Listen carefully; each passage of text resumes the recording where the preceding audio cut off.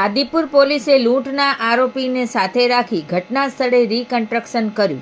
Adipur PI MC વાળા, PSI RM ડુઆ અને police staff દ્વારા લૂંટના ગુનામાં ઝડપાયેલા આરોપી કાસમ ઉર્ફે કાસુડો ઇસ્માઇલ ચાવડાની કાયદેસરની તપાસ બાદ ગતરોજ તેને સાથે રાખીને ઘટના સ્થળે રીકન્સ્ટ્રક્શન કરવામાં આવ્યું હતું.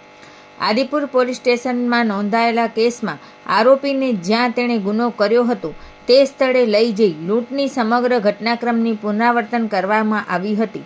પોલીસે આરોપીએ ગુનો કેવી રીતે આચર્યો તેની વિગતવાર સમજ મેળવી પંચનામું તૈયાર કર્યું હતું. આ રીકન્સ્ટ્રક્શન પ્રક્રિયા દ્વારા તપાસમાં મહત્વપૂર્ણ પુરાવા એકત્રિત કરવા અને કોર્ટમાં આરોપી વિરુદ્ધ મજબૂત કેસ રજૂ કરવામાં પોલીસને સહાય મળશે. સમગ્ર મામલે આદિપુર પોલીસ દ્વારા વધુ તપાસ ચાલુ રાખવામાં આવી રહી છે.